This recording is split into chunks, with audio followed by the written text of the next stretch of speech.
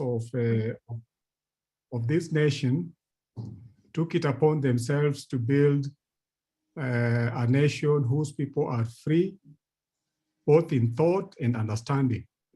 And I am confident that the concurrence of the launch of AABNet and the day Kenya attained self-rule is no coincidence, but it is a sign of the instrumental role freedom of mind and thought has in the attainment of our prospects as a network. Rosa Luxemburg, I like quoting this, one time said that those who do not move, if you don't move, then you do not notice their chains. Those who do not move do not notice their chains. So I'm really happy that we've now moved and we've noticed the chains. And in this particular meeting, we are all aware that we are endowed with a very resourceful pool of researchers who have published widely. They've authored and co-authored publications that are pertinent in assisting in decision-making on matters livestock production in Africa. And this means that we are best positioned, and I believe, to better our livestock production systems because we are really armed with the information that is sufficient for the task at hand. And this network shall provide a blueprint through which we shall eliminate the limitations that have, for a long time, hampered efforts towards the viability, efforts towards the sustainability of livestock breeding systems in Africa. And I therefore commend the efforts that have been concerted towards building this network and believe that through the fulfillment of our mandate, we shall be able to understand how best to improve livestock systems in Africa. And since its inception, AABNet has gained significant mileage towards the goals we set out to achieve. And as the speakers after me will attest, this network has brought together leading experts in industry, leading experts in academia, in government, in international research organizations to leverage opportunities aimed towards supporting livestock genetic improvement in Africa. So as I sum up my opening remarks, I once again officially welcome you to the launch of AABNet. And I believe that from the proceeds of this network, we shall not only tap onto our freedom of thought, our freedom of understanding, but also develop and derive initiatives focusing on the development, initiatives focusing on the application of tools, resources, and other innovations in genetics, genomics, animal breeding, data science to support livestock improvement programs in Africa. So thank you for listening to me. And at this particular point, I will invite the moderator of the remaining session, and that is Professor Ed Regge, to proceed from here. Prof. Ed. Thank you so much, Alex. I would like to thank you and thank Egerton University for being the host of this network, AABNet, and to thank you and your colleagues for the work that you have done so far, as will be evident as we move forward. I would like to, my name is Ed Regge, and as Alex may have inferred, I'm actually part-time visiting professor at Egerton University in animal genetics and livestock innovations. I'm also CEO of an institution called Emerge Center for Innovations Africa, based in Nairobi, but working across the continent. I'm so pleased to be associated with this initiative, AABNet, and you'll be hearing a little bit more about AABNet momentarily. For now, I just want to walk you through the agenda, take 1 or 2 minutes. So we have a stellar cast of of speakers, and we really would like to thank the speakers here. We will be doing very, very brief introductions, but let me just mention whom we are expecting to be on this call and to make some statements. Dr. Jimmy Smith, Director General, the International Livestock Research Institute. High Excellency Josefa Leonel Correa Sacco, the African Union Commissioner for Rural Economy and Agriculture. Mr. Kabore Yusuf, Chief Livestock Officer, Agribusiness Development, African Development Bank. Dr. Yapi van der Westhuizen, South African Stud Book and Animal Improvement Association, but also member of ICAR. Dr. Elena Rice, Chief Scientific Officer, Genus PLC. Mr. Richard Keeley, Group Managing Director, Africa Poultry Development Limited. We are also expecting Dr. Haile Gabriel Abebe, Assistant Director General, and the regional representative for Africa for the Food and Agriculture Organization of the United Nations, FAO, and Her Excellency, Dr. Gerardine Mukeshimana, Minister of Agriculture and Animal Resources, Republic of Rwanda. We have indication that Her Excellency, the Commissioner, African Union Commissioner for Rural Economy and Agriculture, Madam Josefa, will not be in attendance, but will be ably represented by her special advisor, Professor Jerome Afeikena. And we would like to welcome everybody who is already in the room and those who will be coming shortly. Also on the speaking list are members of AABNet, whom I will be introducing, or will introduce themselves as they come on board. At this particular point, I would like to just very quickly mention that the sequence is as follows. We will have 6 keynote remarks, and I will be announcing the sequence of those. This will be followed by a panel. This panel is composed of AABNet members who are responsible for looking at different pillars of the network, and we will be asking them to kind of zoom in to what exactly the network is desiring to do around those key pillars, which define the key issues of animal genetic resources and animal genetic improvement in Africa. We will then go to the final part where we will invite two launch speeches, one by Haile Gabriel Abebe of FAO, and the actual launch speak will be presented by Her Excellency Dr. Gerardine Mukeshimana, Minister of Agriculture and Animal Resources, Republic of Rwanda. So in a nutshell, that is the program as we have it.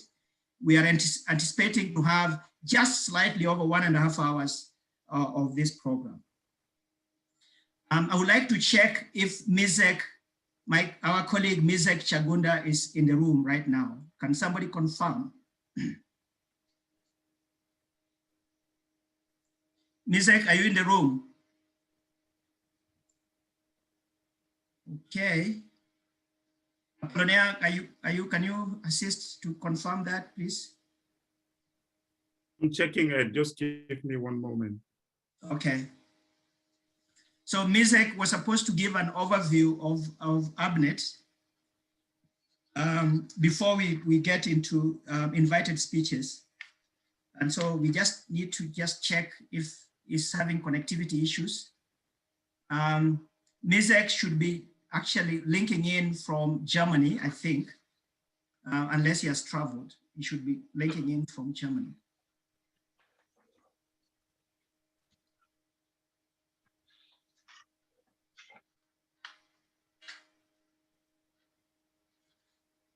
Okay, as we wait, let me just take a minute to share with you a few facts and figures about AABNet. So I think almost everybody on this call will know that animal breeding is probably the orphan of the livestock disciplines, probably globally, but definitely in Africa, in terms of the size of the availability of expertise in the area, the interest it draws in terms of investments by our institutions, including the public sector, and the growth more generally. As a result, when you go to institutions in Africa and you are looking at the disciplines that define livestock, you will find the smallest entity in that subset, in that set, will be animal breeding. In some countries and institutions, you don't even have an animal breeder. Animal breeding has also been affected significantly by the graying situation that we have, where those animal breeders who are trained in the past have not been replaced in the recent past, as a result of which some institutions that had a few now have literally none. So I think it's a fact that I think everybody on this call is aware of. ABA, or animal breeding, African Animal Breeding Network, was formed in 2019, and this is its launch. In the meantime, it has been doing a few things. It is behind it are African individuals that are either based in Africa or based outside of Africa, and some of them will be speaking today. As a matter of fact, a significant number of African animal breeders are currently based outside of the continent. Not to say that they are the majority, but a number of us are actually outside of the continent. AABNet was created to look at 4 particular areas that we identified as really requiring attention. One is the whole area of genetic evaluations and the possibility to actually put in place an infrastructure that can help evaluation of livestock across countries. And you will be hearing a little bit about that later on. The other is the whole issue of capacity, professional development that is linked to identifying and developing talent, as well as incubation of technologies around animal breeding and genetics more broadly. Number 3 is advocacy and awareness, including business development, looking at how to mainstream animal breeding and to mobilize the creation of an enabling environment for animal breeding to actually be an important contributor to livestock improvement in the continent. So this includes the issue I raised earlier about investments. And the 4th pillar is looking at collaboration, networking, and partnerships, both within Africa and across and outside of Africa. So in a nutshell, that is AABNet and the 4 pillars that constitute it.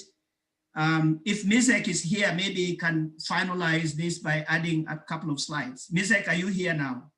He's connecting just in a short moment, Ed. Thank you. Okay.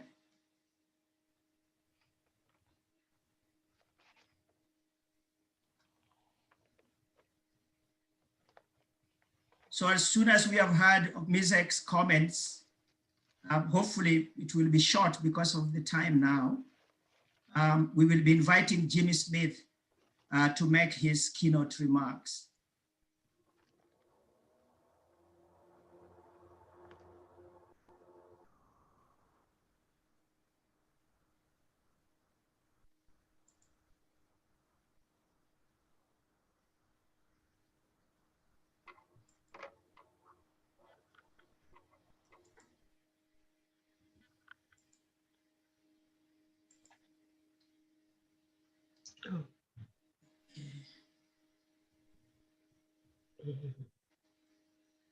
So I note that someone is asking where is the French translation?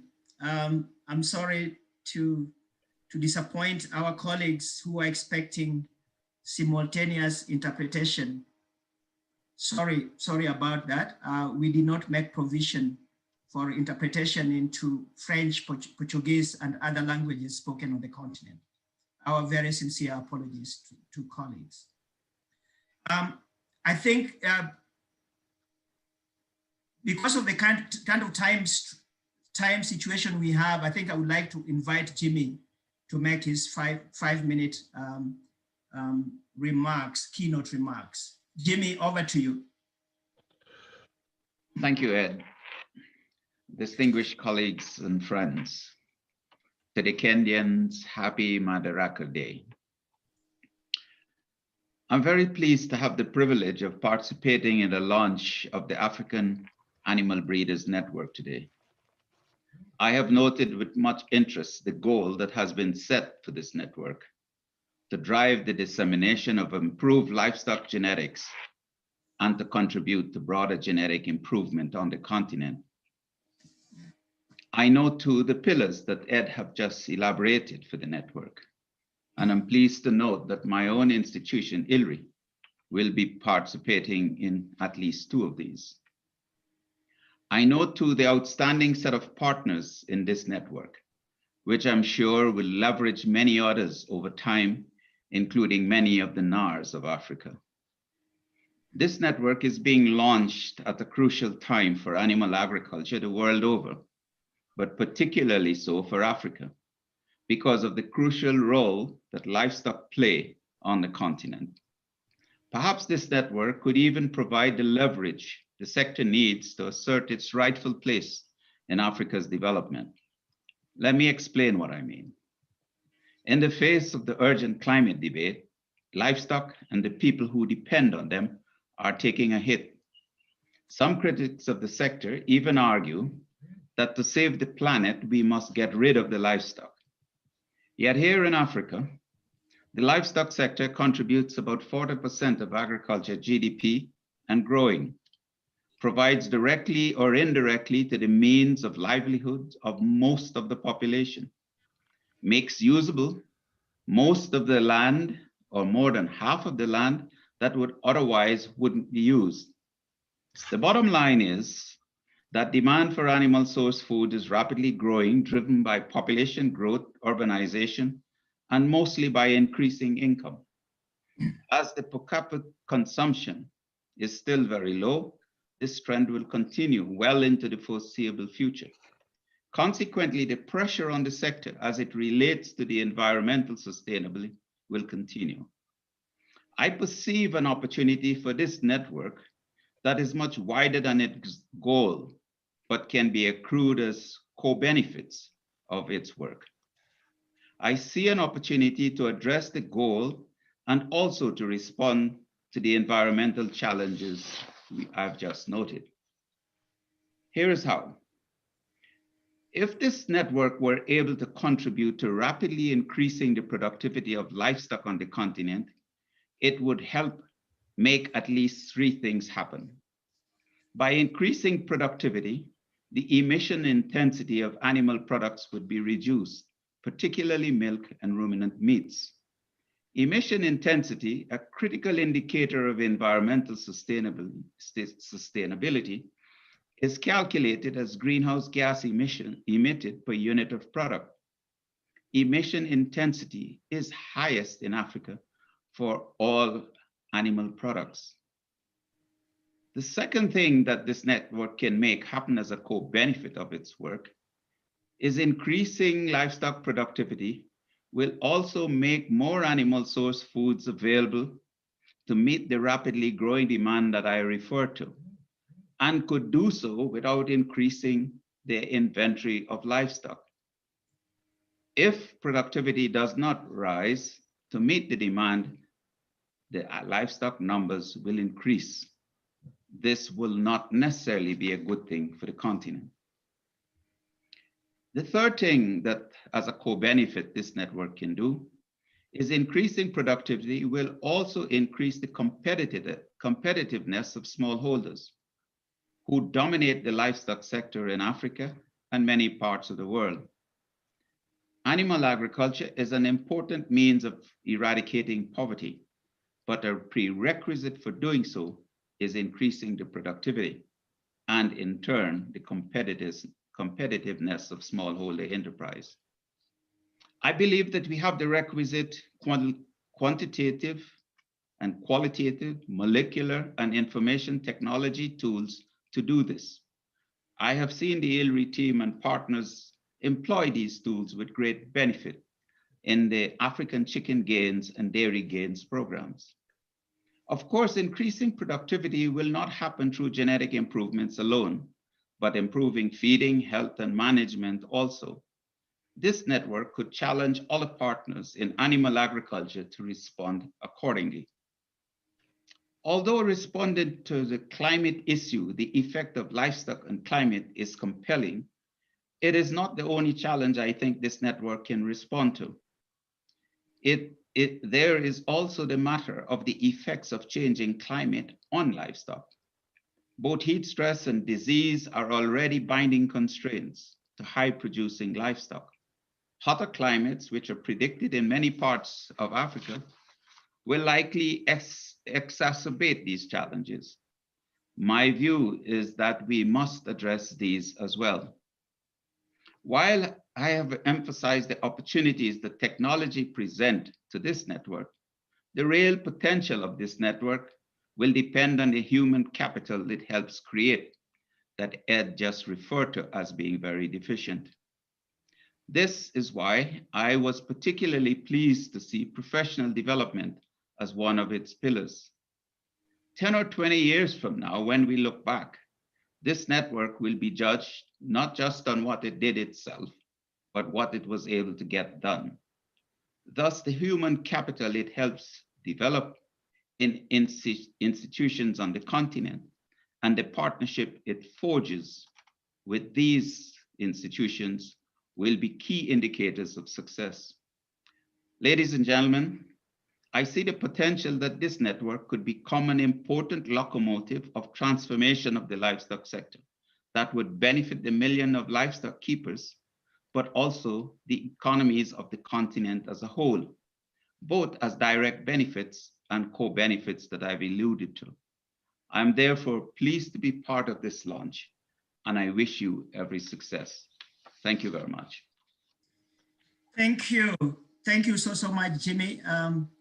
Very, very relevant, direct, and also I would say the connection that you refer to with ILRI is really going to be critical. And we are looking forward to working with ILRI as we take the baby on the steps ahead.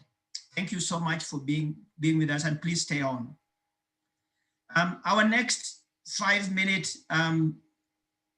keynote remarks come from Her Excellency Josefa Leone Correa Sacco, AU Commissioner for Rural Economy and Agriculture. She's represented here by her special advisor, Professor Jerome Afeikena. So if Jerome is in the room, please, your 5 minutes keynote remarks, please. Thank you, moderator. Good morning, afternoon, or evening, wherever you are linked from. Felicitations from Ambassador Josefa Sacco, who very much wanted to be part of this event, but for other exigencies of office. But in view of the importance she attributes to this very group, she requested me to please read her remarks. I will proceed to do so.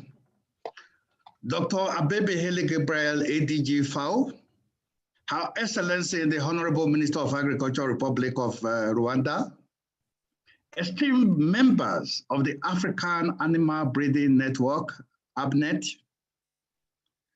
distinguished ladies and gentlemen, all protocols duly observed. Let me begin by thanking members of the Interim Task Force of the African Animal Breeding Network for the invitation to present the keynote remarks at this important online event. The livestock sector and its role in advancing Africa's agri transformation is well documented. Africa is a livestock-rich continent, having about 1/3 of the world's livestock population. As we heard from Jimmy, the livestock sector accounts for about 40% of agricultural GDP in Africa, ranging from 30 to 80% in individual countries, but really gets more than 5 to 10% of agricultural investment. Despite its significant contribution to agricultural and national gross domestic product, as well as ameliorating poverty, the livestock sector in most African countries remains heavily underfunded, neglected especially by government, and underperforming. At the same time, livestock production systems are confronted with several challenges, the latest being climate change, which is aggravating the constraints in the sector. The consequences are a higher prevalence of disease and parasites, more and longer droughts, and the growing incidence of farmers' health crisis as we begin to witness in several parts of Africa. To date, the majority of African livestock systems have not benefited from livestock technologies to the extent that developed countries have done, especially in relation to genetic improvement strategies. Currently, there are few examples of sustainable breeding programs. Due to limited financial and human resources, the genetic potential of livestock in Africa has been largely unexploited, as there are usually no longer-term breeding strategies in place, no adequate policies, infrastructure, livestock recording schemes, or trained staff needed to support them, Establishment of functional breeding programs under smallholder conditions remains a challenge. The situation is compounded by the need for a breeding strategy in Africa to have multiple objectives, not only improving productivity, but also adapting to climate change and to a wide diversity of feeding resources and more generally of environmental, economic, and social conditions. I'm happy to note, therefore, that the Africa Animal Breeding Network is being established to address many of these challenges to animal breeding and genetic improvement, with a view to advancing agricultural transformation on the continent. While I congratulate the founding members of this network, I will be failing my duty if I do not encourage them to engage beyond universities and research organizations, the farmers' associations, and the private sector, who are the key actors to deliver resilient livestock systems. In a nutshell, we want a very inclusive society, because so far, I think only professors have been speaking. To conclude, the African Union Commission, through my department, is currently coordinating the implementation of the African Seed and Biotechnology Program and has established 5 regional animal genetic banks across Africa, as some of you may know. I look forward to establishing strong partnership and collaboration between DABE, which is the name of the department here, and AABNet, to advance the implementation of this African Seed and Biotechnology Program and the full operationalization of the regional genetic banks. You will agree with me that animal seed has been absent during the discussions on strengthening seed systems in Africa. Through the proposed partnership and collaboration, I hope to bring animal breeding top on the policy agenda on the continent. I wish you successful deliberations and I thank you for your attention. Over to you, Coordinator. Thank you so much. Thank you, much appreciated. And please pass our thanks, well, thanks to you for sure, but please pass our thanks also to Her Excellency, the Commissioner. We appreciate those statements, and we look forward to working with the African Union Commission and members. You may or may not know that we have actually been, we have joined the African Union Commission in the discussion on extending the seed discussion beyond crops to livestock. And we are one of, AABNet is leading one of the working groups on livestock seed. So thank you so much for those challenges. We really appreciate. It is now my pleasure to invite Mr. Kabore Yusuf, Chief Livestock Officer, Agribusiness Development, the African Development Bank. Mr. Kabare, please.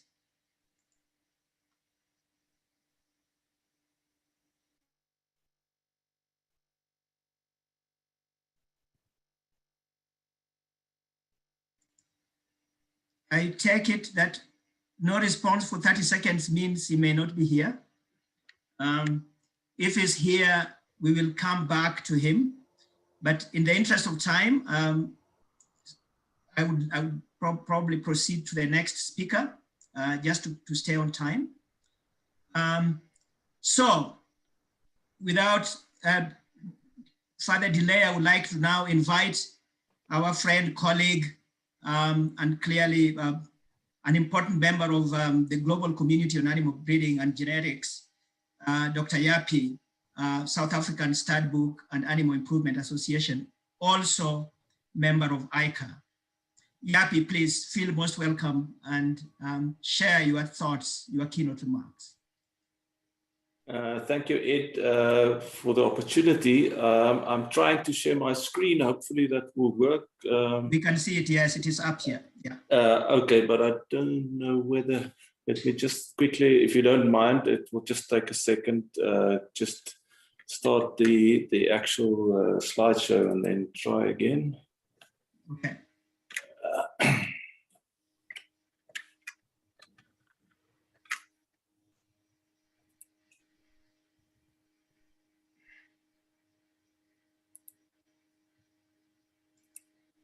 There you are. I think it's hopefully up. Ed, I don't know if you can just give me a thumbs up. Yeah, good. Yeah, thank you for this opportunity. I think, you know, it's all about a brief, I guess, you know, what I should say or not say, but this is really a very good day for us all. I think to also be able to be part of this group, and I was very excited when I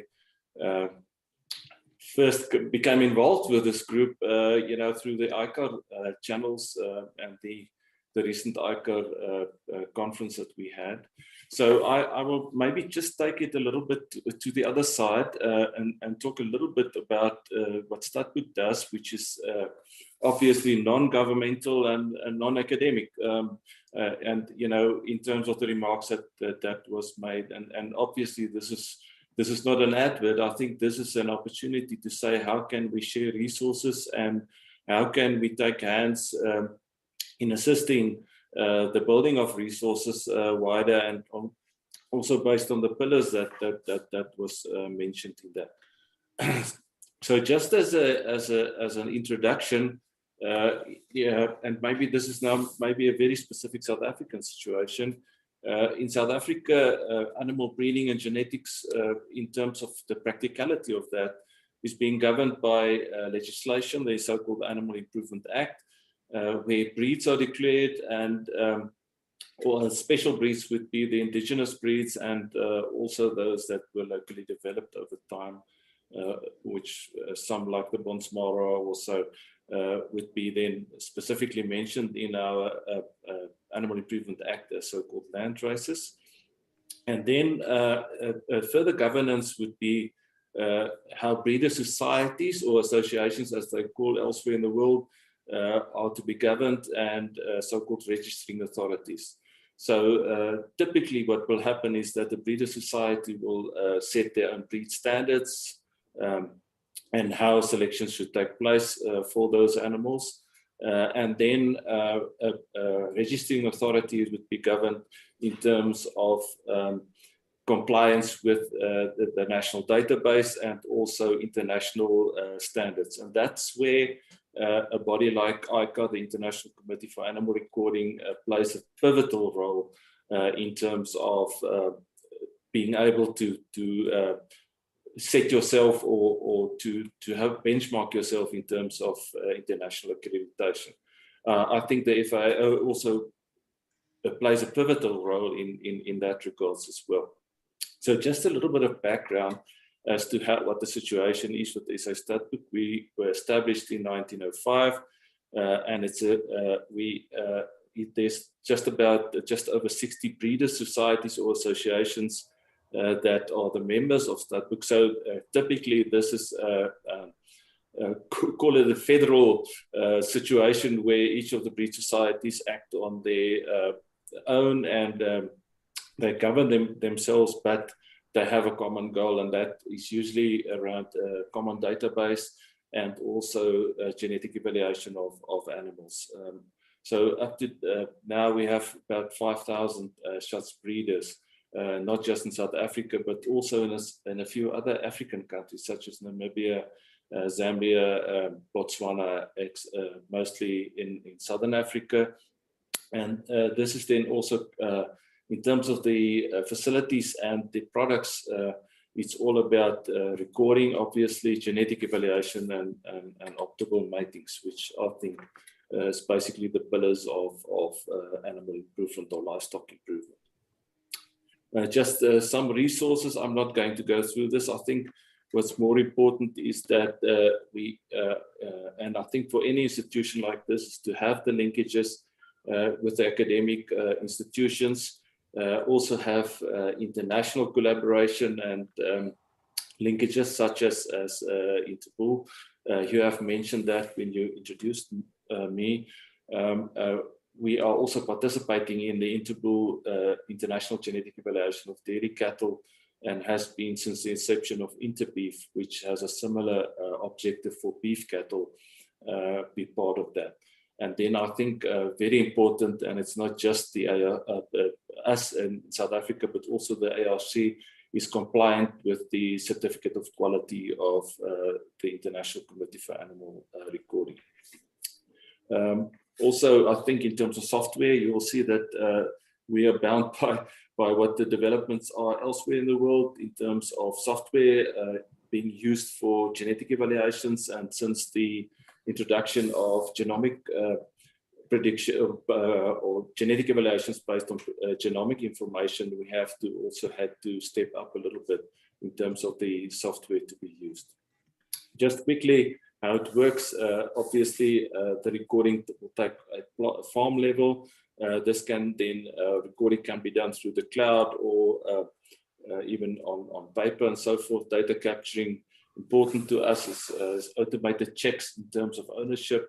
There's always legal obligations in terms of ownership of animals, for example, parentage and so forth, and compliance with these standards. Then also linkage to other secondary groups such as the DNA testing and milk recording and so forth. The centralized database, I think that's been mentioned. I think this has become so important. Obviously, access to that is important 24/7, and then dumping of data for genetic evaluation or routine genetic evaluations became so much important. And then web access is also important to us to allow users of the system to look up animals and to make breeding decisions through the web. Just as a brief, what we have achieved in South Africa currently, we do monthly or quarterly genetic evaluation for 20 beef cattle breeds. And we recently moved to a single-step G-PLAP genomic evaluation for 4 of those breeds. And also the three dairy cattle breeds also are now on the genomic level. And then you can see for small stock, mainly wool sheep and meat-producing sheep and goats, where either weekly, fortnightly, or monthly genetic evaluations are done, and then some for the companion animals as well. Obviously, this is the genomics part has opened up new possibilities. This is typically a PCA, where it's important for us to distinguish very clearly whether local breeds, the Sanger breeds, position themselves in accordance with the global breeds. And you will see that there's also a focus on the Sanger breeds. At this stage, we have just over 12,000 animals that's been genomically tested, and we started off with the beef genomics program in South Africa, which was partly mainly government funded, and then that assisted us to establish, and a dairy one as well, that established this for us to enable us to use this. I'm just going to go quickly over this.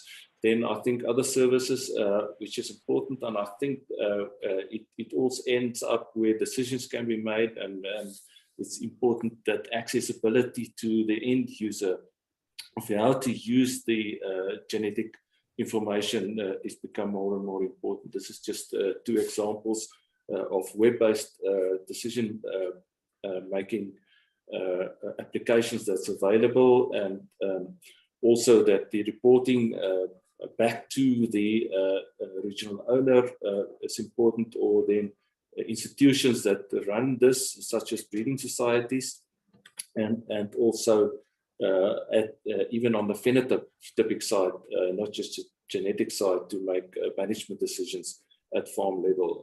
To us, that's a very important aspect of service rendering. Something that's very important, I think, especially in small populations and where you have to protect the existence of breeds, would be the population reports.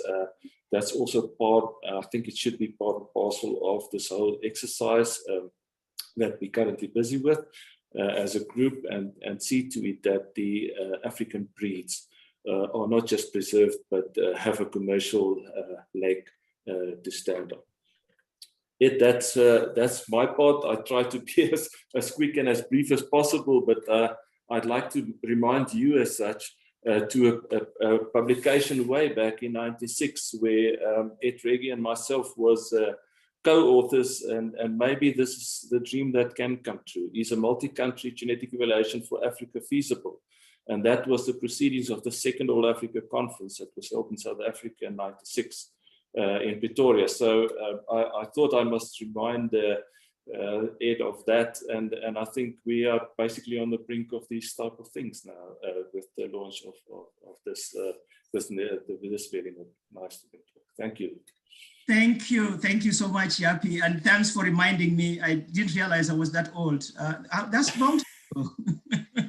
It was that long ago, yeah. But I'm actually looking forward to the possibility of operationalizing those early thoughts that we had, those animated conversations around the possibilities so many years ago. Hopefully we can translate them into reality. So thank you so much, Yapi. I also wish to thank you so much for being so concrete with regard to areas that you see as possible entry points for collaboration as AABNet gets rolled out across the continent, and taking advantage and learning from some of the infrastructure and as well as specific approaches that South Africa and other countries for that matter have tried. So thanks so much, Yapi, for being that concrete, much appreciated.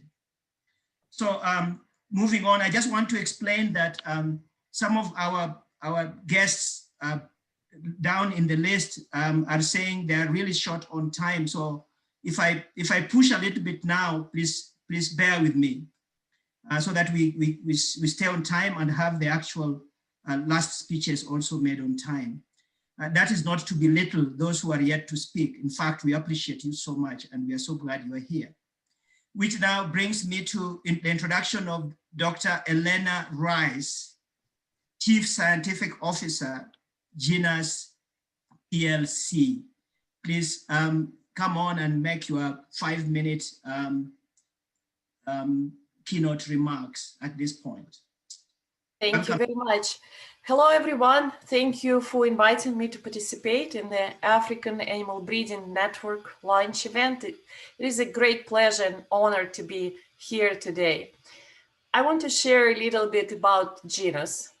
Genus is a world-leading animal genetics company that has been focused on advanced breeding for almost 100 years and have supported over 50,000 farmers around the globe through our bovine business ABS and porcine business PIC. Our vision, pioneering animal genetic improvement to help nourish the world, and sustainability is at our core. We help our customers to breed healthier, more productive animals so that they can produce better meat and milk more efficiently and sustainably. So ABS, our bovine business, actually celebrating its 80th anniversary this year. So during those many years, ABS really excelled at providing products and services around the globe. Working closely with Genus R&D, ABS is making our own elite genetics for specific markets, provides sexed semen using our proprietary intelligent platform, and produces embryos to accelerate genetic progress. And all this is supported by a strong R&D foundation where we focus on genomic science, reproductive biology, biosystems engineering, and gene editing. We believe that Africa can offer opportunities for partnership that drive the business and supports sustainable livestock development and long-term opportunity to fulfill also our values. The productivity gap, as we just heard from quite several speakers before me, the productivity gap and huge role genetics can play in solving this for the benefit of African families and farmers is really the reason why we're excited about today's event. We see the African Animal Breeding Network as a great platform for us to engage with animal breeders to create many exciting opportunities. Long-term opportunity to nourish a continent with increased efficiency in protein production. Our increased R&D capability with genetic optimization in the sub-Saharan environment, combined with world-class service provision and data utilization to create pregnancies, can create unprecedented genetic improvement. ABS expertise in bovine genetics can support the growth of environmentally sustainable bovine protein by creating equivalent yield from fewer animals. We see significant value in engaging with local partners across Africa to create growth and share value, to make improved bovine genetics more widely accessible. And we want to build on already established networks and infrastructures to aid in local job opportunities as well as education. So thank you again for inviting me to speak very briefly today. We at Genus see this as a great opportunity. We are committed to help. And with that, I hope I saved a few minutes on our agenda. Thank you all very much. Thanks so much, Elena, for being so precise and staying within the time and saving us a couple of minutes. Thank you. I hope that's going to be the trend. Others will save me time as well. But I really, thanks very much also for tilting your presentation to help us think about opportunities and not being so generic. So that's really appreciated, and we will pursue those opportunities. Fortunately, we have people within the network who also understand Genus. So there are opportunities for us to engage as we go forward. Thanks so much again, Elena, appreciate it. Okay, and with that, I would like now to shift to Mr. Richard Keeley, Group Managing Director, Africa Poultry Development Limited. Richard, please, you're welcome. Thank you very much, Professor Ege, and thank you, Dr. Victor Ilari for inviting me to join you today. Ladies and gentlemen, I'm really at the commercial end of the poultry industry, specifically Uganda, Kenya, Tanzania, and Zambia, where we have operations.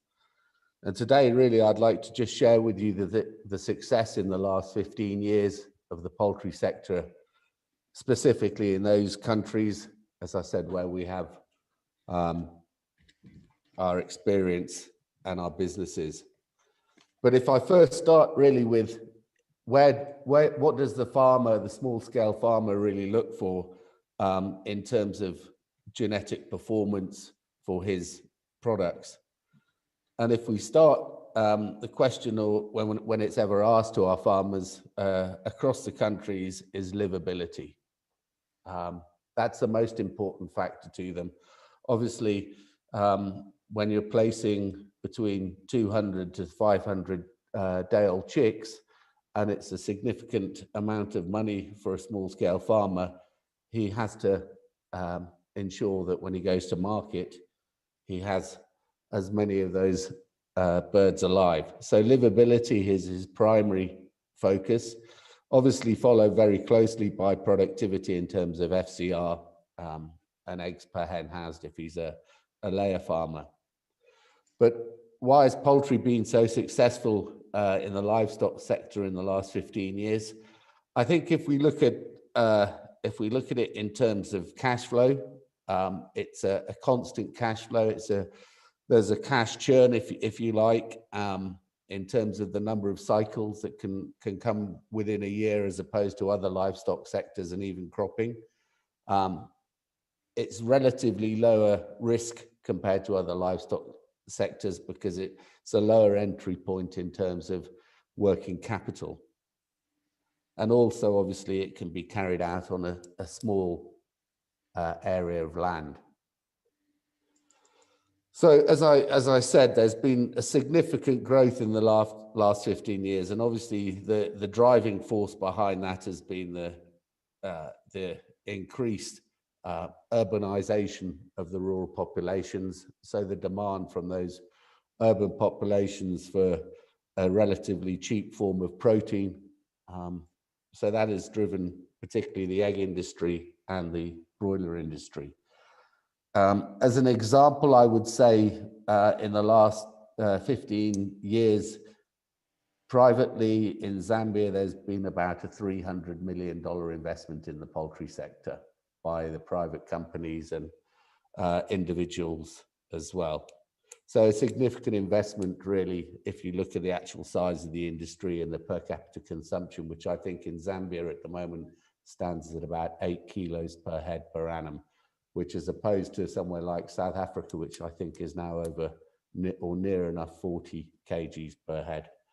So a growing industry here.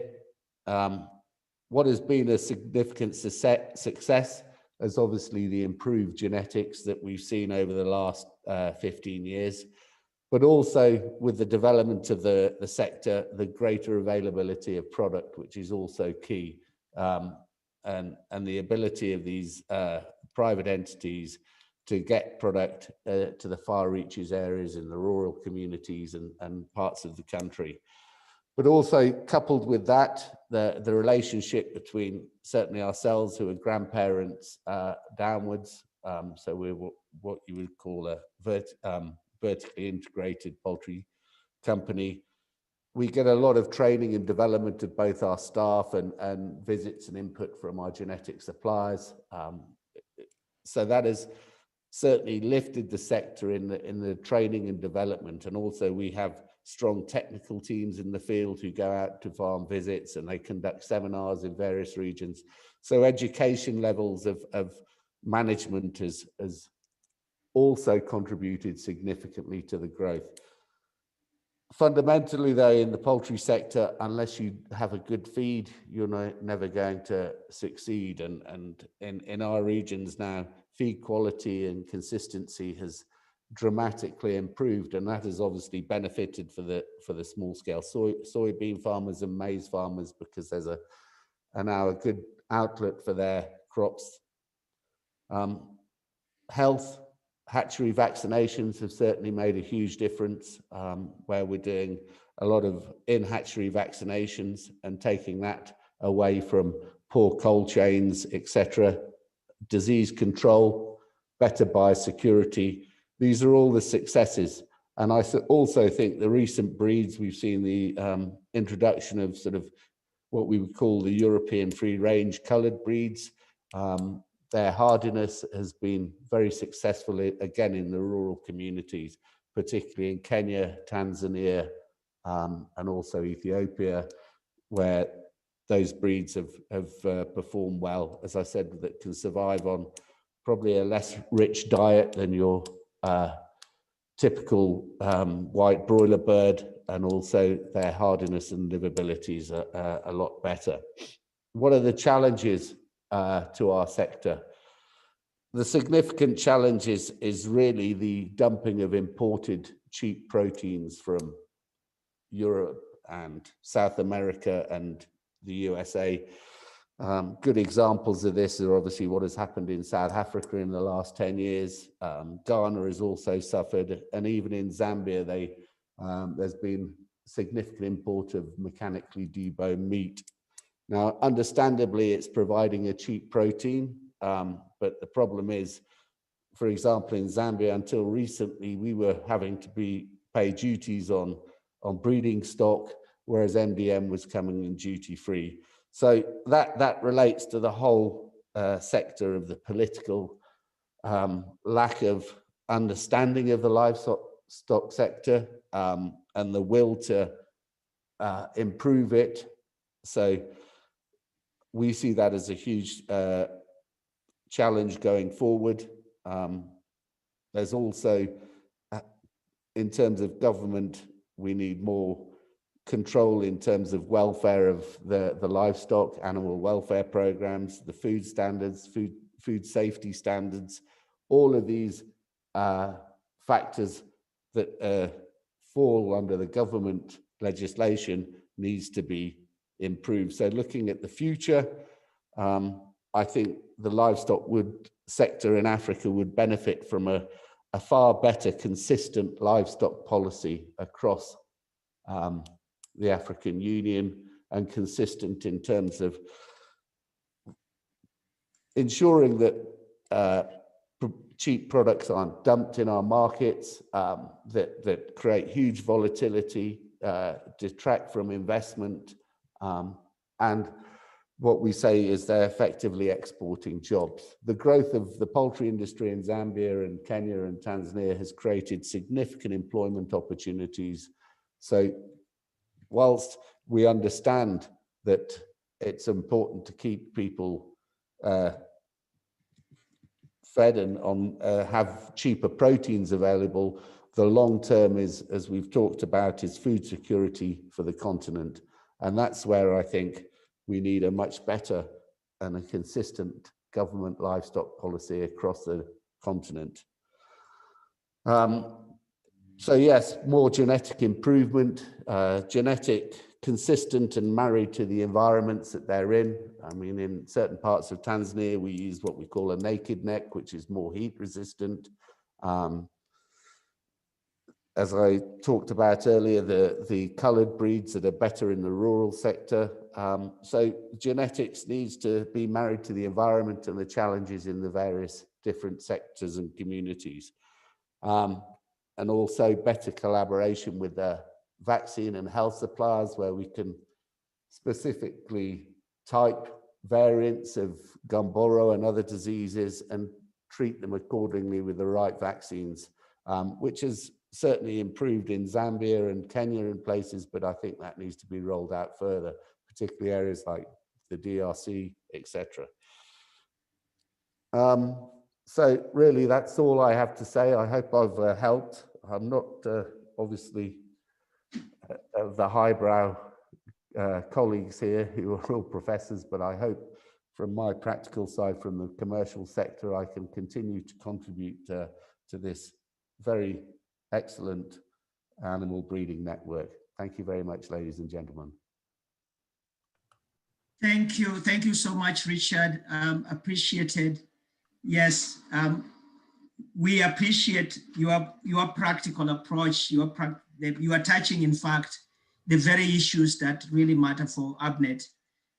Even though you are hearing a lot of professors mentioned here and there, we as AABNet members would like to see a thriving, well-connected, practical, operational network that is guided by putting things on the ground as opposed to theory. So your speech, your statements about what you have observed on the ground in the region here, and the fact that you are more practical, commercial, and so on, really speaks to what we would like to see. We don't want to continue the theory that we've been having in the region, talking so much about breeding values and heritabilities. We would like to see milk, meat, eggs, and so on and so forth. So thank you so much, really much appreciated. So ladies and gentlemen, I'm going to be shifting gears at this point. And as I said earlier, two of our guests are going to be making, when we go towards the end of the actual launch, we will be inviting our speakers to, we have two speakers at that point, Dr. Bebe and High Excellency, the Minister, as we introduced earlier, Dr. Gerardine Mukeshimana. We will be coming to that momentarily, but for the next 23 and a half minutes, I'm inviting a panel to just very, very briefly delve into and zoom into the kind of pillars that really make the AABNet value proposition and mission. And I would like to now invite Raphael Rode to please walk to the front and sit near the podium. Sami Agre, please walk to the podium. Okay, Omwai, please walk to the podium. Victor, Evelyn, please, can you, all the five of you, walk to the podium so that we can see you as we ask you the following quick but pointed questions to help everybody understand exactly what is this AABNet all about.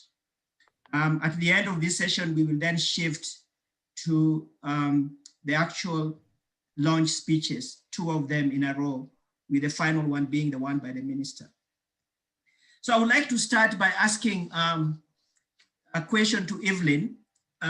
Evelyn, I'm sure everybody, well, not everybody, but a lot of people on this call are wondering, this AABNet, who are members? Who are the members of this thing? What is it all about? So that's a question that I think we may not answer comprehensively, but I would like you to say a few things about the kind of categories of members and how we will be inviting members to join, and just take 1 minute and explain that, please. Thank you very much. As you do, please introduce yourself, who you are, where you work, your connection to the continent. Yeah, okay. Thank you very much. My name is Evelyn Biaka Wimu. I'm a research scientist with Agriculture and Agri-Food Canada, but I firstly was an assistant lecturer at the University of Nigeria, Nsukka, and I am from Cameroon, okay? Now, we are today to launch the African Animal Breeding Network, and I would like to welcome everyone today, and I'm so excited to see so many people connected. Now, everybody would like to know about how to become a part of this network. I know we are all gathered here because we all have an interest, one way or the other, about improving livestock productivity in Africa. So membership to this organization, because it's an organization that will be composed of people or bodies. Without you and I or organization, it wouldn't be anything. So firstly, there are two categories of membership: individual membership and institutional membership. So I will first of all like to talk about the individual membership and to tell you why, firstly, why you would like to be a member of AABNet. An individual who wishes to be a member of AABNet. First of all, AABNet, being a member, will allow you to participate in the activities of AABNet, and those activities, as were already introduced to us initially, taking part in those programs that will drive livestock development in Africa, taking part in projects, taking part in writing, in being invited to produce content on African livestock. Like there's already one book project that's already going on now by potential members that are connected here. So first we have full membership, and full membership means it is open to everyone that I can say has the qualification to call yourself an animal breeder. That is, you have the experience to drive livestock animal genetic improvement. That is, you have solid experience, you're leading projects, you're leading teams, you're doing actual, you have the knowledge. Just like if you want to be the member of the Animal Science Society of Nigeria, a full member is somebody that like a professor, that kind of thing. But here, those that have that practical solid experience, they will be full members. So we also have the fellows, that those that are learning, that aspire to be animal breeders, but they are still coming up, like postdocs, like research associates. Those they are welcome as members. We have the student members. Those are they are in school. They wish to become animal breeders in future. So they will come on as members, because we have a lot of programs to train these people through this organization. Thank you so much, Evelyn. Thank you so much. Institutional members. The topic of membership and the categories and how to join and so on is going to be a very relevant one, an upfront topic that we would like to actually make sure that everybody gets that information, and it will be on the website. And Evelyn will be building more information into that will then become available for everybody. So thanks, Evelyn. Yes. I'd like to shift back all the way to Raphael to talk about, and then I'm going to be coming back to you, Victor, so stand by. Raphael, one pillar that I know is very close to your heart is the pillar that is thinking about how to address the whole issue of genetic evaluations that takes into account the possibility of evaluations across countries, as opposed to working with individual countries. What is the issue there? Can you please frame the issue very, very briefly? What is the issue, and specifically the issue around that, but for Africa and in Africa? What is the issue? Thank you very much. My name is Raphael Mrode. I work at SRC in the Edinburgh, Scotland, and same time at ERI as well. And originally I'm from Nigeria. So the issue of a multi-country genetic evaluation is actually very, very important, because genetic improvement is critical, as we have heard, to improve productivity and also to improve efficiency given climate change and the dwindling natural resources. So it is very important that we have sustainable genetic improvement program. But sitting right in the middle of any genetic improvement program is an efficient genetic evaluation system. That is a system that will deliver the superior animals that is relevant to the smallholder farmers in future for their productivity, for their profitability, and so on and so forth. It is the choice of individuals as parents of the next generation. And that is what genetic evaluation enables us to do. So why then is it very critical in terms of Africa? One, given that we have this across usage of several breeds across countries. So we have these transboundary breeds. We have limited data structures. We have heard data is very limited within countries. And especially when you talk about the dairy sector, we have imported many foreign bulls which are used across the countries.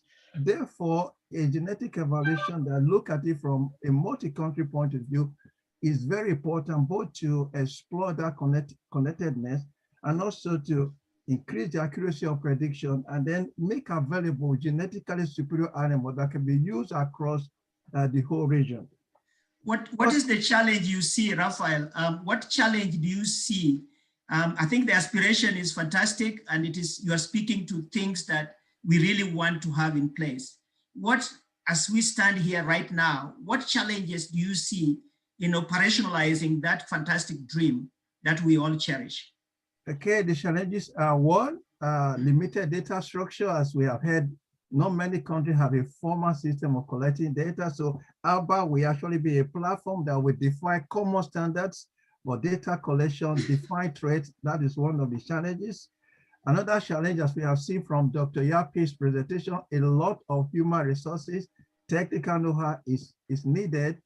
And usually within country, we cannot provide all that resources. So AABA will provide a common center, a platform, a repository of software, human capacity information that we actually drive systematic and consistent genetic evaluation, focusing on key productive and resilient traits.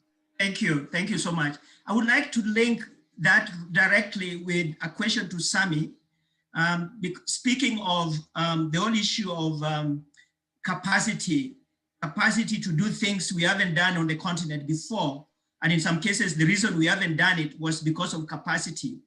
And we don't have capacity because there are no capacity to develop the capacity. So we are chicken and egg here. So Sami, what is the capacity challenge that we are talking about in operationalizing this dream that AABNet is holding dear? Well, my name is Sami Agre. I'm a geneticist professor at the University of Georgia. I'm a Ghanaian. Capacity is the key to everything. I'll give you an example. In the US, poultry production has developed quite a bit, and it was found that genetics contributed to about 80% of the whole poultry performance. If we port this to Africa and we are able to develop capacity to do everything that Dr. Morodi has talked about, it would elevate productivity and performance. You cannot really build a house without having the know-how on how to build a house. And our capacity on the continent is very low, and I'm glad that AABA is in now to provide a leadership in innovative education and also provide the technology hub to really connect the classroom education to technology, to industry, to the farmers, to make the whole thing work, because it cannot just be an academic education. It has to be linked all the way to the animal itself and to the farmer to make it work. Thank you so much, Sami, and for being so brief.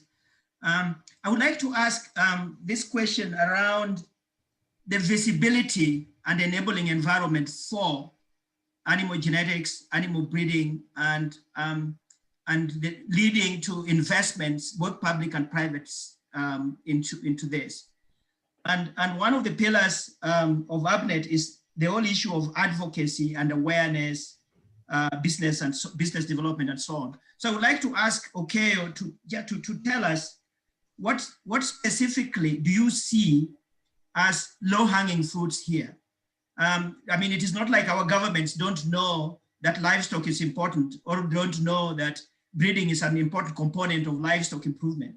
It is not that they don't know. So what do we need to do so that they confirm they know and commit to doing something about it? What is needed here? Okay.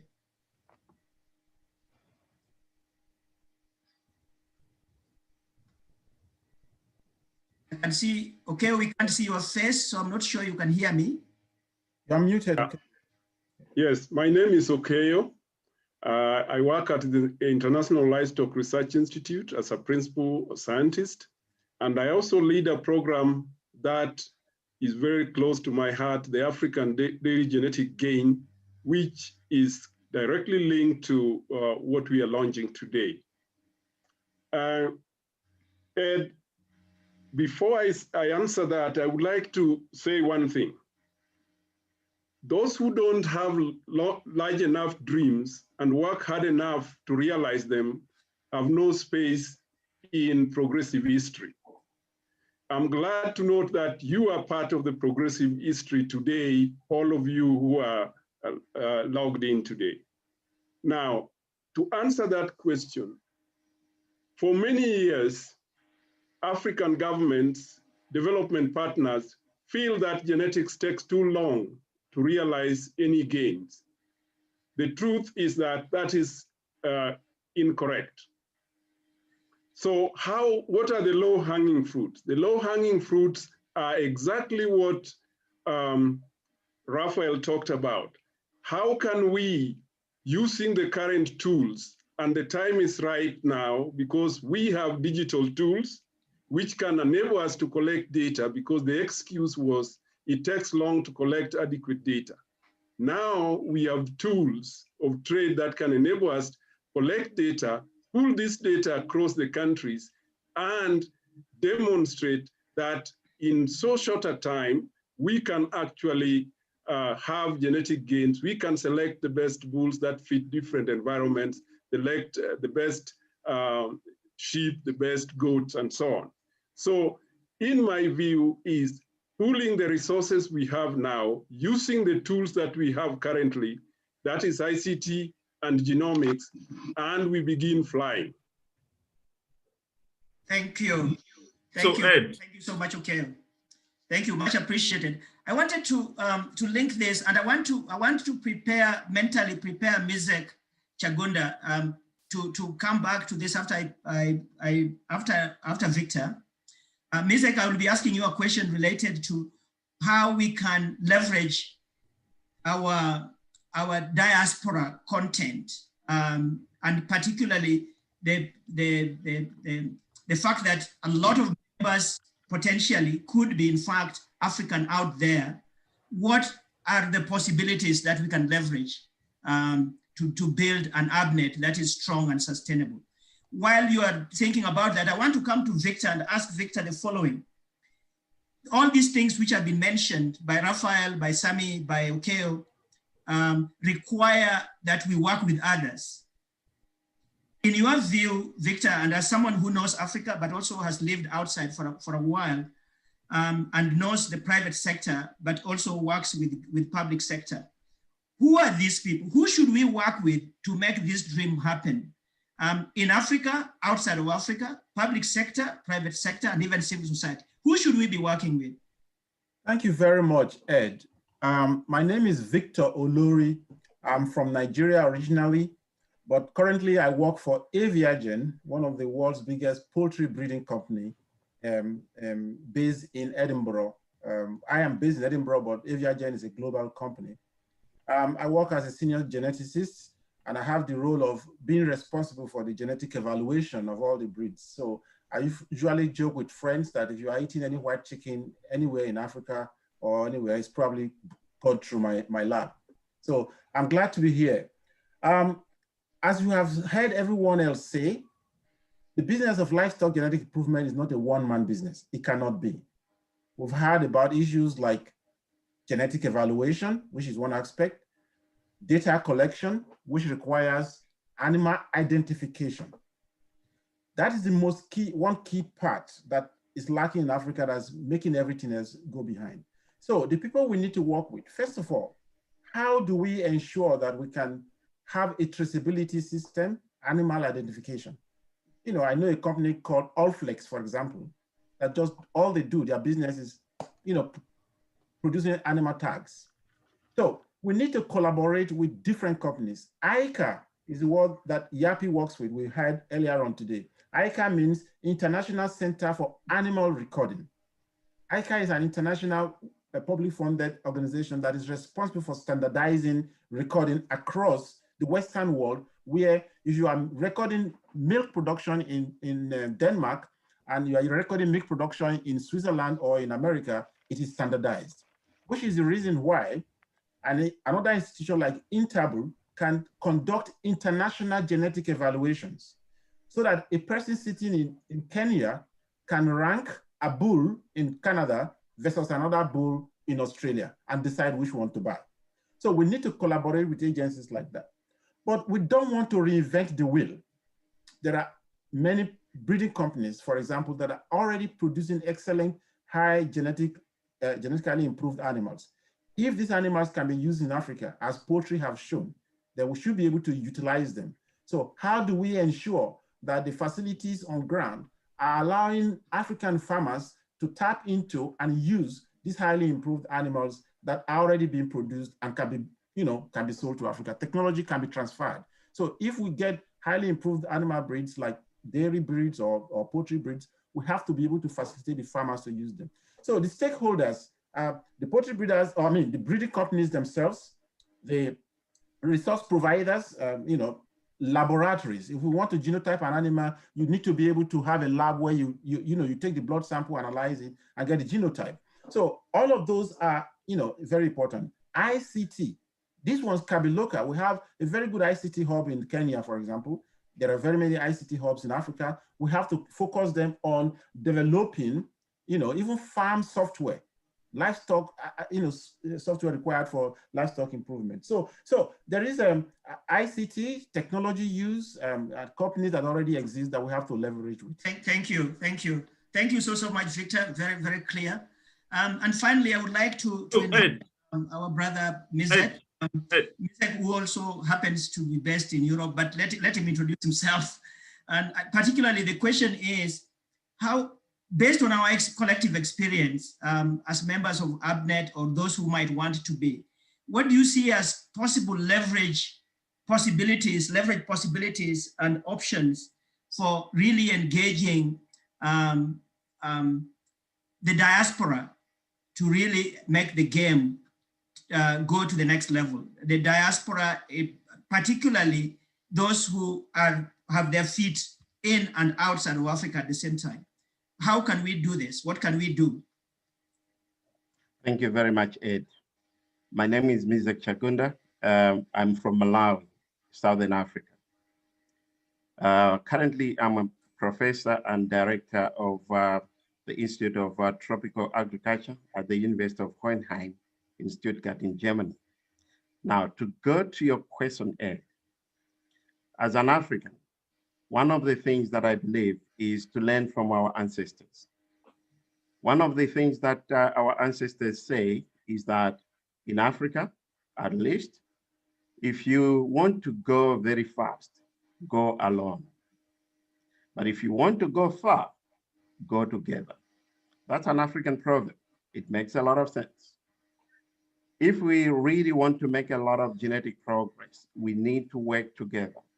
One of the things that has made us not really make the genetic progress we need with our livestock is that everybody tries to go alone.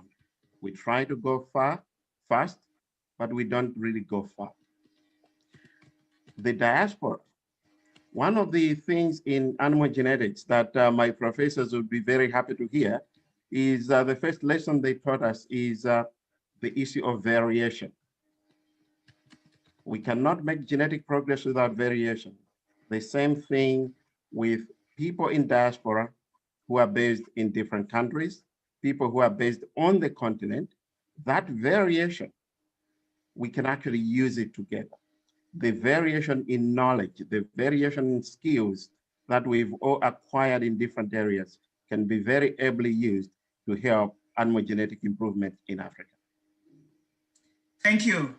Thank you so much, Mizek. Thank you so much, the entire panel. I wish we had doubled the time because I wanted to have follow-up questions with you, but unfortunately we don't. And I think this is our launch, and we must confirm to the world that we care about time. We care about time just as we care about our time. And therefore we want to be able to finish on time. And I would like at this point to just let you know that we are moving towards the actual launch. We have 2 speeches, and then there will be, at the end, there will be a quick summary of the highlights, key messages by Apollinaire, who is also a member of AABNet. But at this time, ladies and gentlemen, it gives me great pleasure to invite someone I have worked with not very long ago, and someone who is very well known in the agriculture space, agriculture development space, Dr. Haile Gabriel Abebe, ADG, and regional representative for Africa of the Food and Agriculture Organization of the United Nations, FAO. Dr. Abebe, please feel most welcome and join your brothers and sisters. Thank you, Ed. Honorable Dr. Gerardine Mukeshimana, Minister of Agriculture and Animal Resources of the Republic of Rwanda, distinguished participants, ladies and gentlemen. Let me start by reminding all of us that we commemorate the World Milk Day today for the 20th time since its introduction by FAO in 2001. The theme for this year focuses on sustainability in the dairy sector. So I would like to wish you all a happy World Milk Day. I wish to congratulate the organizers of this meeting for the launch of the African Animal Breeders Network, AABNet, and for associating FAO to this important event. It's an honor for me on behalf of FAO to address this August meeting, bringing together the world leading scientists and scholars on the African continent and its friends from elsewhere, dedicated to improving the performance of the livestock sector through innovative transformation. I will not belabor much enumerating why and how the animal agriculture is key to socio-economic development in Africa, for it is evident. The establishment of the African Animal Breeders Network and its launch today comes at a crucial moment. FAO just concluded a study on impacts of COVID-19 and other shocks on food and agriculture.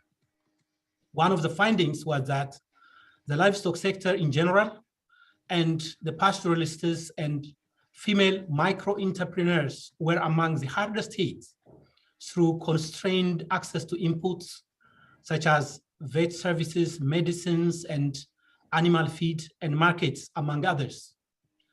Another recent joint FAO, African Union Commission, Economic Commission for Africa, ECA report on the state of food security and nutrition indicates that nearly 3/4 of Africans cannot afford a healthy diet. Over half of all Africans, about 51%, cannot afford a nutrient adequate diet. And of the 185.5 million people globally who cannot afford an energy sufficient diet, 80% live in Africa.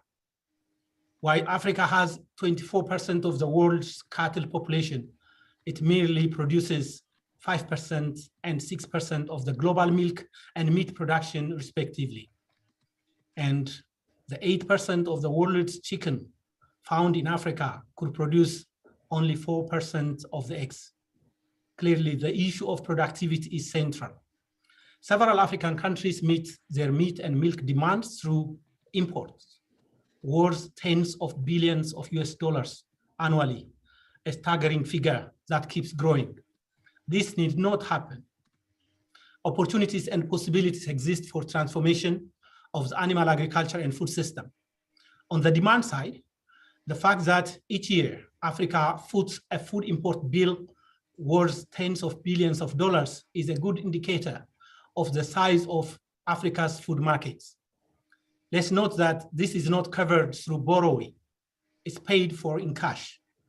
With the Africa Continental Free Trade Agreement entering into force, the African food markets are expected to grow. On the supply side, there are opportunities for improved performance through innovation and application of technologies to fix the low productivity levels, as well as the broken value chains, towards a more competitive, more resilient, viable, and rewarding enterprise benefiting those involved in it. However, realizing these opportunities require investment.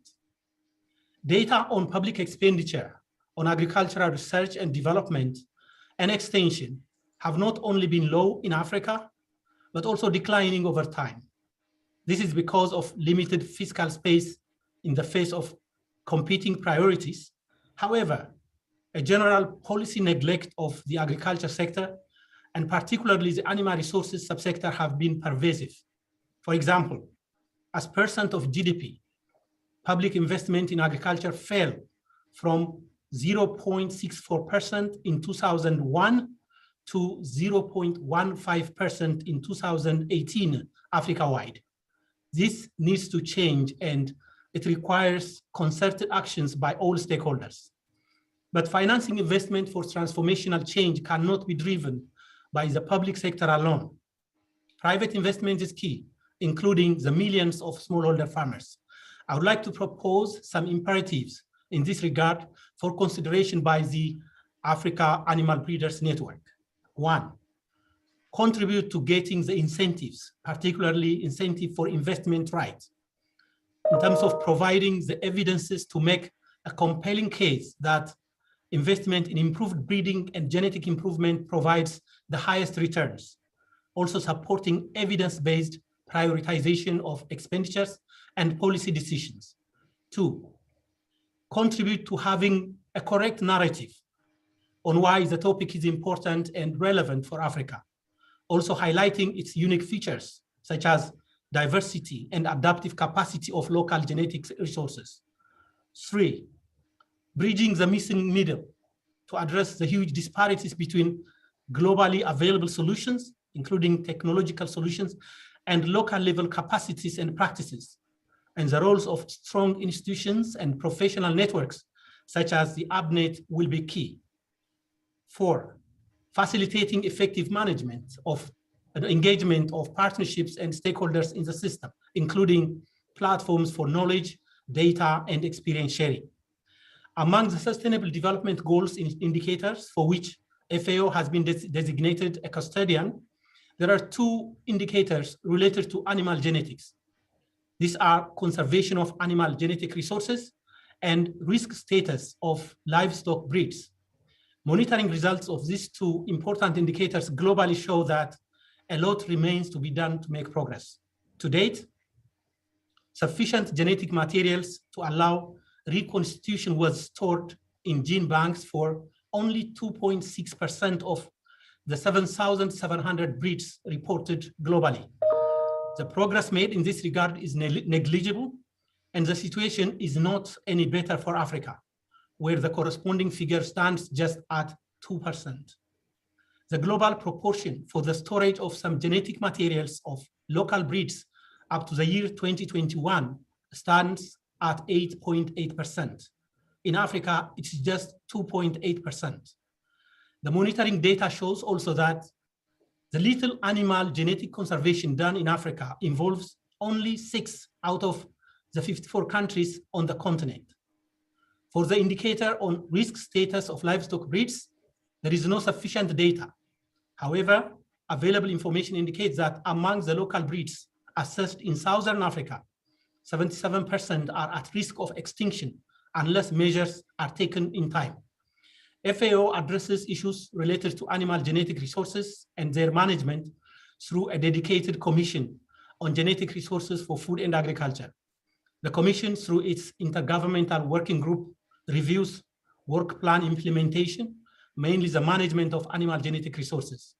Coincidentally, the working group had its regular meeting only a few weeks ago and discussed items quite relevant to the AABNet network we're launching today. This included the status of implementation of the Global Plan of Action for Animal Genetic Resources, which is a framework for the management of the world's livestock biodiversity by facilitating engagement of countries, regional focal points and networks, monitoring the implementation of strategic priority areas, and tracking progress through reports and assessment impact.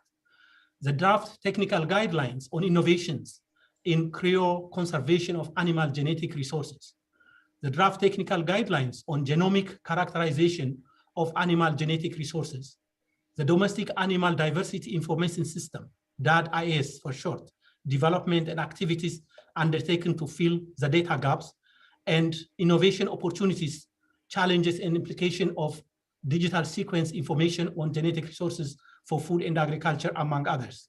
In conclusion, FAO is committed to support transformation to more efficient, inclusive, resilient, and sustainable agri-food systems for better production, better nutrition, better environment, and better life, leaving no one behind.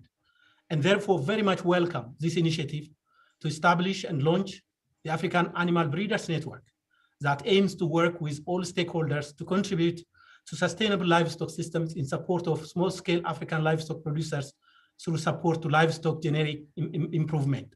I thank you for your attention. Over to you, Eddie. Thank you. Thank you so much. As usual, very, very concrete, very articulate. Thanks also for the figures, which of course we can use to make the case, as we do need to make the case. Coming from investment in agriculture to livestock, to the specificities of livestock and the role that FAO is playing in the space of animal genetic resources. Very much appreciated. And I can promise you, we will be knocking your doors as we roll out this and try to build it. Thank you so much for always being available to support these kinds of initiatives. Thank you. And with that, ladies and gentlemen, I would like to shift our attention to the actual pronouncement of the launch. And to do this and more, we have invited a friend of science, a friend of livestock, a friend of the lab, and a friend of what science the lab and everything around that can do to improve agriculture. Dr. Gerardine Mukeshimana, Minister of Agriculture and Animal Resources, Republic of Rwanda. Welcome, welcome, and welcome.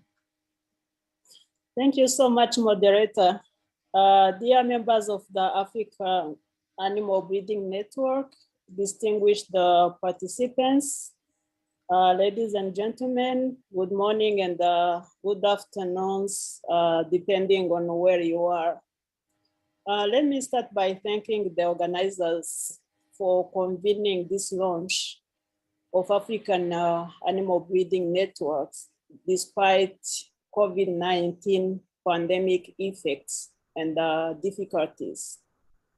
I also want to congratulate the founding members who conceived this great idea of establishing AABNet, which will be a key to enhancing professional development, collaboration, networking, and partnerships among African researchers, academia, farmers, livestock development, and advisory service experts.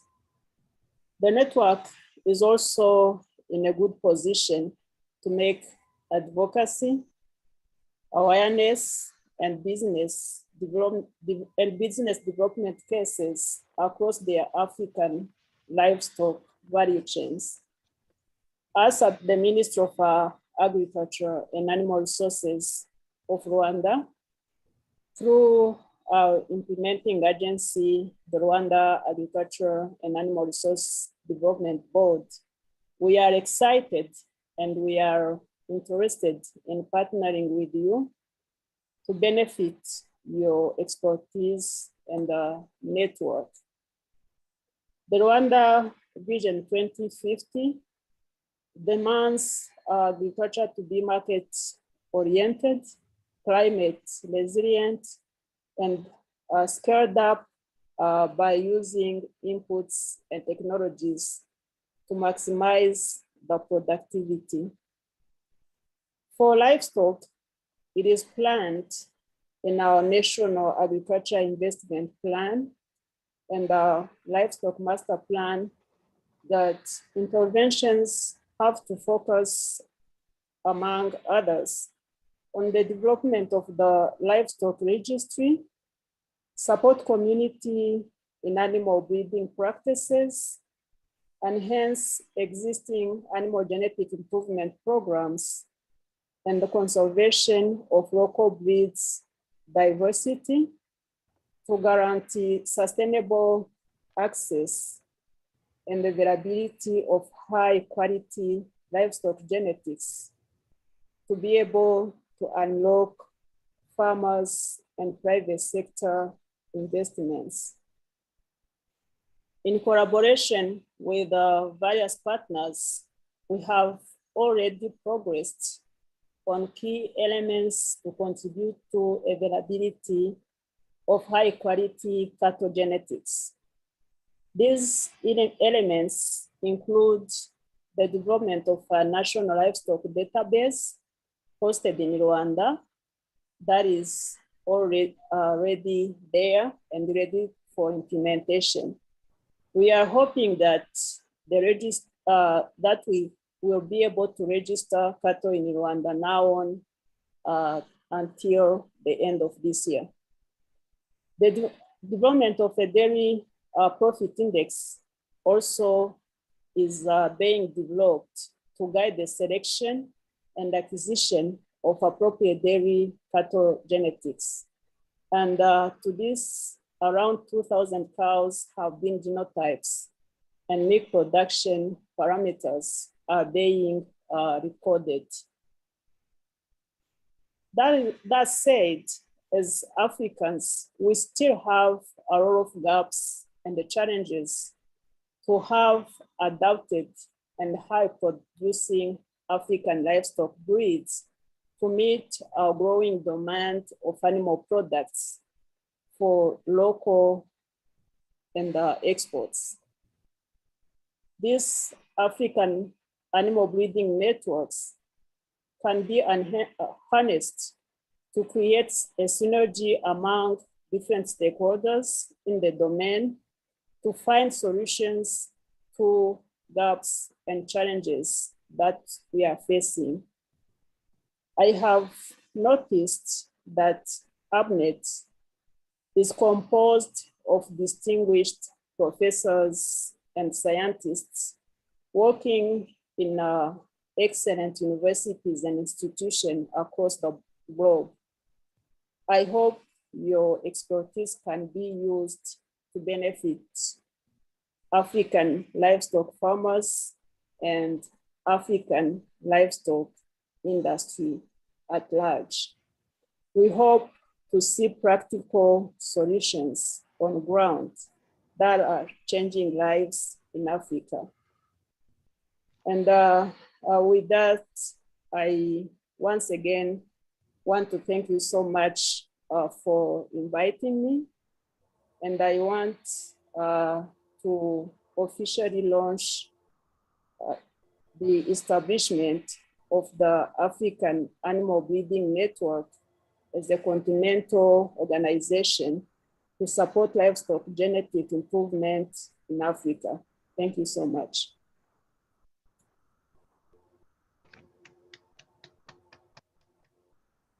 Thank you so much, Her Excellency, for your speech and for being able to come and officially launch this, our AABNet. And I can assure you that we will remember this day for times to come.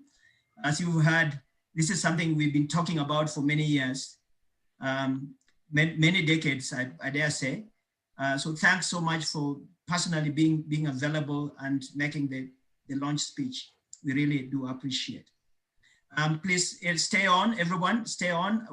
I'm inviting our colleague, Professor Apollonia Jiken, to make some final comments as we close. Apollonia, over to you. Thank you, Ed. Distinguished guests, my greetings, all protocol considered. Today is June 1st, and it's indeed the World Milk Day. We set this event to happen today so that we could reflect deeply on the quote for today, which is sustainability practices in the dairy sector. I think throughout the conversation today, we believe that it has to be a sustainable sector. It also has to be productive, and more so in low and middle income countries. So if we look back 60, 80 years ago, we can see that the role and impact of animal breeding is very visible. And you can see that in production systems in advanced economies, North America, Europe, Australia, and New Zealand. The key question, which is a real challenge that we are trying to address today, is how do we bring that to bear in terms of livestock productivity or sustainable productivity in Africa? I think given the examples and the promises that we've heard today, we can deliver on that, but it's not going to happen today. So I therefore invite you, for everyone and those who couldn't make it to this event, that this is just the start of a long-term journey. We need your commitment. And I thank all the speakers, from Jimmy Smith, the Director General of ILRI, all the way to Honorable Minister, on the support and the promises that you have made on us to work together. We've heard of some specific examples. How can we move the needle for poultry production? Victor has mentioned 80% of productivity of all the gains that we've realized comes from genetics, and animal breeding plays a central role there. We've also heard that the productivity gap in terms of milk can be nudged tenfold, and that's also the role that animal breeding can play. So from our own speakers, you know, the core team of AABNet, which I want to thank most sincerely, we've heard about how we can bring some of the technical competencies to deliver on the agenda that we have in front of us. We've talked about the role of data, how to manage genetic resources, how to link evidence to policies. I think those are some of the things that this network is setting up to do. And from our guest speakers, I think we can see this effectively as ABBA becoming a real platform, bringing the public sector, international research organizations, the private sector, and government to commonly deliver on a common goal. And we have reference points when it comes to productivity and sustainability, and also welfare in sub-Saharan Africa. I think that's the agenda we would like to deliver on. In closing, I know we have gone over time. This whole event would not have happened without the leaders of AABNet, those who have supported, you know, conversation that did not just start 2 years ago, start a long time. But we have made this journey through people and their organizations. I cannot thank them all individually. We're all represented here from within Africa and from across the globe. Please, my sincere thanks to you. And once again, this is just the start of a long journey that we're embarking on together. And it would be remiss of me to finish without mentioning anything about my own organization. I'm from Cameroon. I'm based in Scotland. I'm a professor at the University of Edinburgh and also director of the Center for Tropical Livestock Genetics and Health, which is really about ensuring that innovations, all the innovations that we've talked about can be utilized to drive genetic improvement in fact, the whole livestock sector in Africa and at the low and middle income countries. And I want to thank the founding organizations of our center, the University of Edinburgh, Roslin, SRUC, and the International Livestock Research Institute. I also want to thank the funders. You know, we started this journey in part owing to funding from the UK government, UK Research and Innovation, the Global Challenge Research Fund, in terms of building capacity. And I want to close here by making a pledge from my own, from my personal perspective, that ABBA is a long-term journey. Realizing genetic gains is a journey that many have worked and some are just embarking on now. And we count on you as all the attendees from this meeting to work with us, and try to bring innovations for livestock genetic improvement in Africa. Let me close here, and I thank everybody. And once again, we'll come back to you as we move forward. Finally, many have posed some of the questions that we didn't have the time to cover. We will make sure that we bring those questions. One of the questions, just to highlight, was what are the incentives for the producers to participate in this? And I think Okeyo and many of my colleagues, they do have perfect solutions for those. And they've also talked about how can we make sure that some of these tools are available across Africa. That's the raison d'etre of having this network, so that we can be connected north, south, east, west, central in Africa to ensure that these capabilities are available to everybody. And one of the farmers, a good friend, Maurice Agaba, talked about how do I access some of the improved genetics? I think these are some of the areas where we'll come back to you. And there are many other questions. And I think I take you that we will take some of these questions and post on the website. And please come back to the website. You will register to become a member. We want to be sending you more updates. We have launched the network. Now the work starts. And I think it's going to start as a joint effort with all of you. I yield back to you, Ed, and thank you most sincerely to my colleagues and to those who have attended. Thank you so much, Lionel, for that summary. You've actually picked the key highlights. I would like to repeat what you just said. We have noted the richness of commentary that is coming into the chat. And please note, we are not ignoring them. It's just that the way we structured this launch did not include open discussions on emerging questions. You can be sure that when ABBA operationalizes as we are doing momentarily, we will actually create an opportunity to actually engage in discussing some of those difficult questions that you are asking, both about what this animal is about, as well as how you can engage and contribute. And so we will be having such a meeting as soon as we possibly can, probably initially virtually because of the current situation. But we see an appetite for conversation around the key issues that constrain animal breeding and genetics. And therefore, clearly there's need for that conversation. So thanks very much for being open with those chat comments. We are taking them seriously.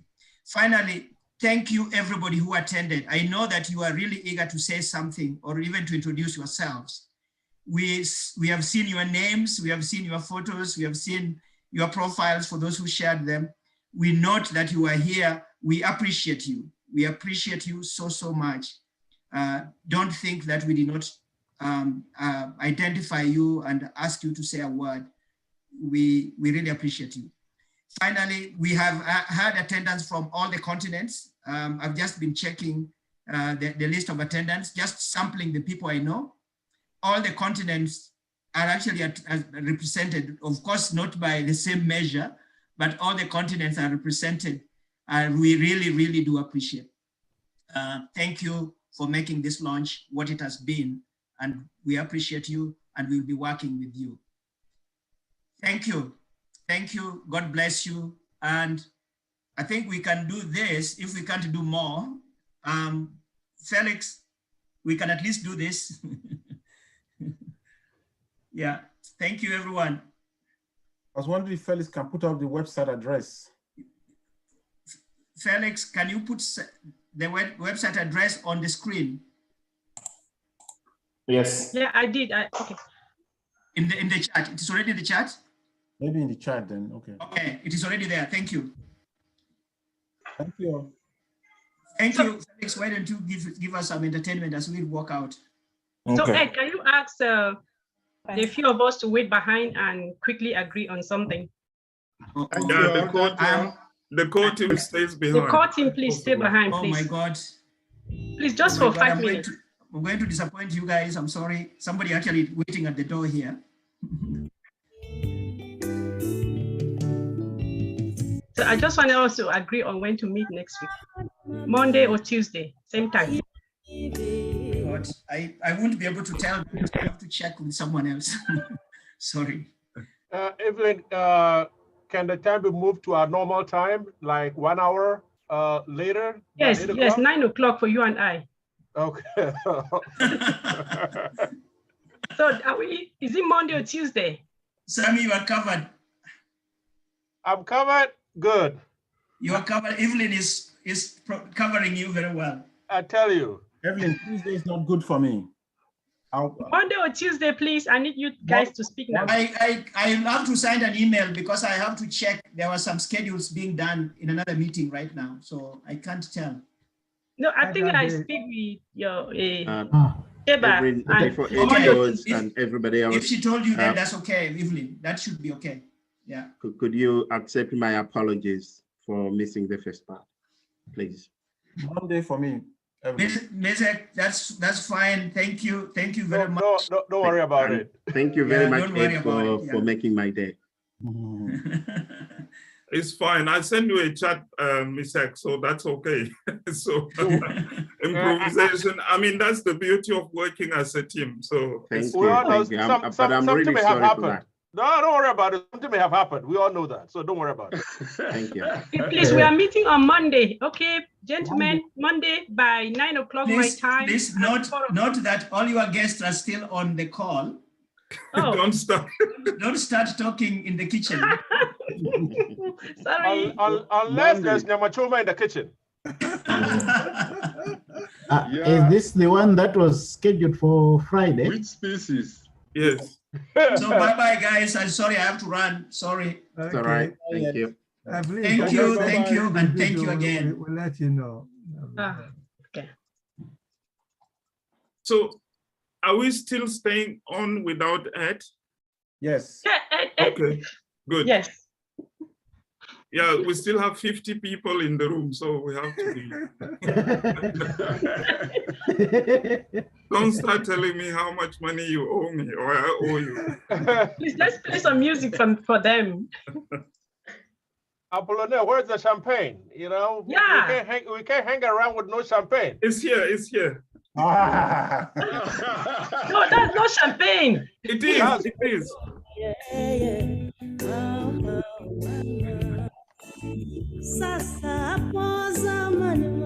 I deserve a cup of tea.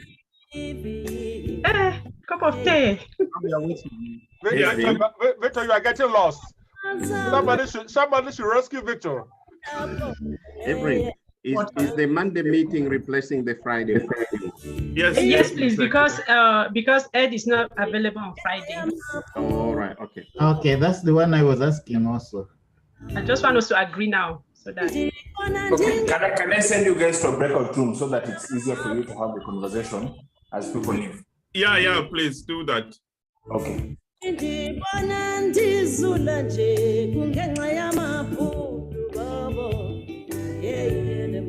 On Monday 7th, eh?